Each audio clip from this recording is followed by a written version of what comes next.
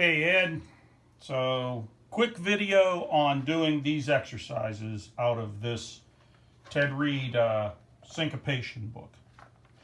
So it's the last 4 pages, like I said. What I'm going to demonstrate is exercise 15, and I'm also going to demonstrate exercise 30. This is with the right hand on the beat. 30 is with the right hand but on the ands instead of on the beat. And I may also do something with exercise 45 just as a kind of a demonstration when you go to the left hand exercises. This is the left hand on the E beat, and I'll do a little demonstration. And I'm also going to do a demonstration of a beat that isn't in the book, but it's very straightforward. It's basically leaving your right hand on your left hand on the snare drum and moving your right hand around. So I'll go over those 4 things. So anyway, for exercise 15, so the basic setup of the exercises is this sort of a thing. You're doing 2 measures of a rock beat. I usually do it on this because I have my dead taped up cymbals. You can also do it on the hi-hat. You don't want to go fast. You want to start slowly. And you can hit the bass drum on all 4 if you want, or you can do something a little bit more sophisticated. You can do something like this or whatever you want to do. The thing about hitting it on all 4 is good because then your bass drum and your hi-hat are hitting like this when you're doing the exercises. So the basic exercise is this 16th note pattern that's in all the rock type music. It's 1E and a 2E and a 3E and a 4E and a 1E and a 2E and a 3E and a 4E and a... If you play a standard rock beat like this kind of a thing, it's this thing, right? It's this kind of a beat. The standard 16th note beat. That sort of a beat. So that's the beat we're starting with, and that's what all these exercises are. Exercise 15, the accents are all on the beat. The 1, the 2, the 3, the 4. So you play 2 measures of the rock beat. 1, 2, and then you do the exercise.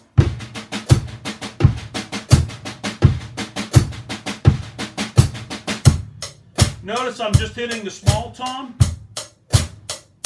You're hitting on the beat, so when you hit the small tom, it hits the same time as your bass drum, hits the same time as your bass drum and your hi-hat on 2 and 4, and the bass drum on all 4 beats.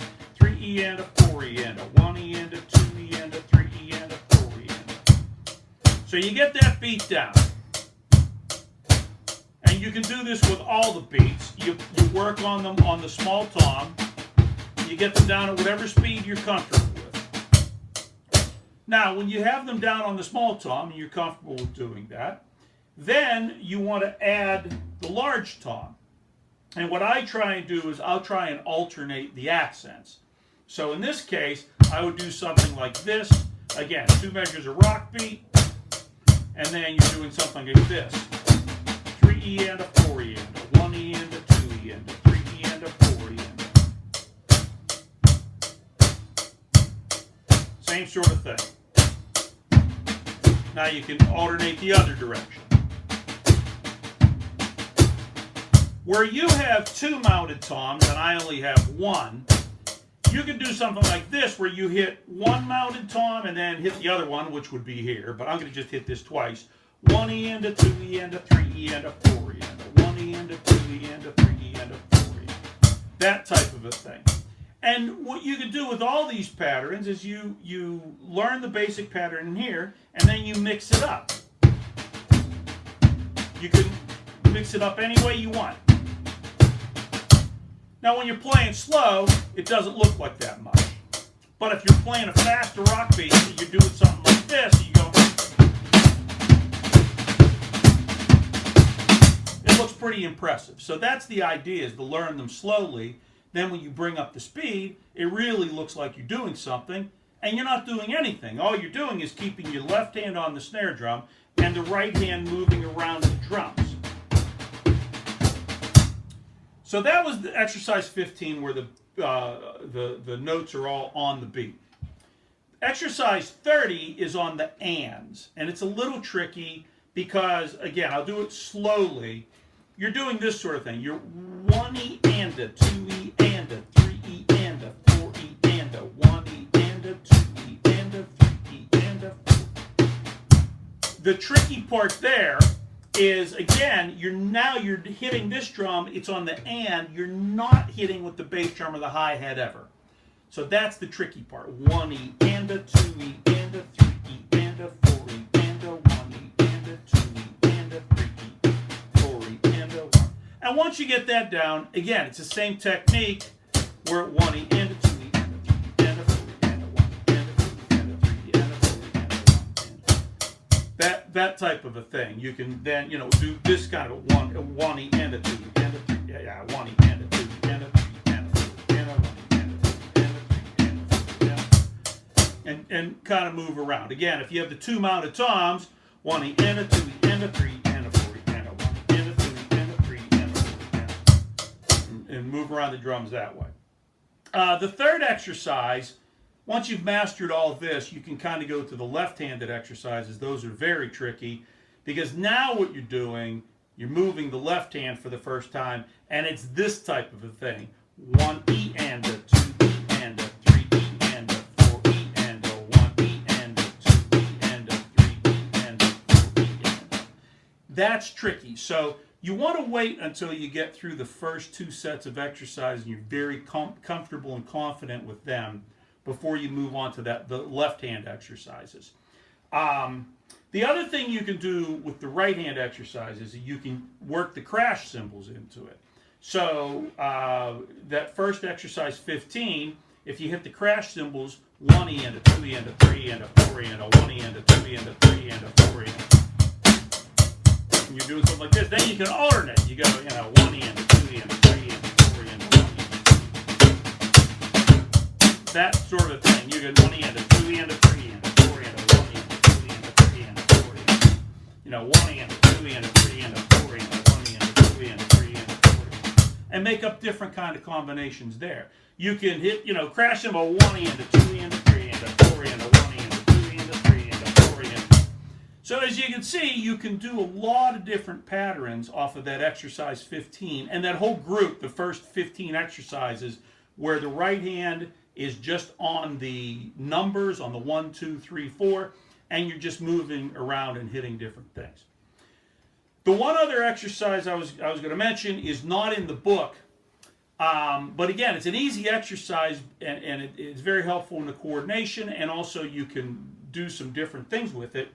If you start with that 16th note pattern, and you, again, 1E and a 2E and a 3E and a 4E and a 1E and a 2, just move your right hand and hit something else with your right hand all the time. In exercise 15, you're going 1E and a. You're moving your right hand in between, hitting something and coming back to the snare drum. This exercise, your right hand is always hitting something else.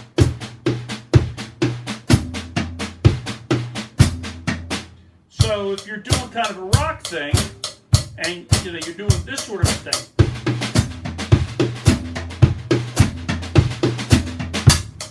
and it sounds pretty good, especially, again, if you get some speed.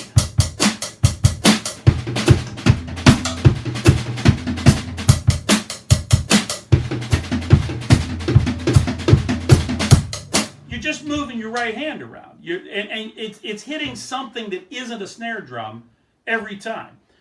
You can get into, crash, crash, tom, tom, crash, crash, so you're doing something like this. You get, Let me try that again. Let me see if I can do that again.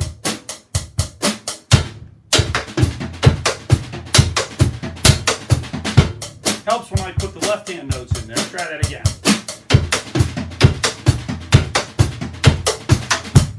And again, you're just moving your right hand around the drums.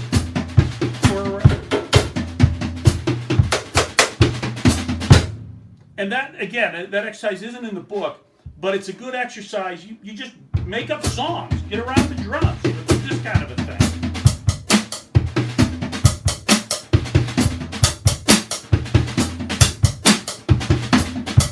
Having, again, the 2 mounted toms really gives you more combinations tonally with the 3 toms. You can kind of mix that up a little bit. Anyway, that's kind of a fast video, but hopefully that explains the concepts I was talking about. If you have any questions, send me an email, and we'll go from there. Talk to you later. Bye.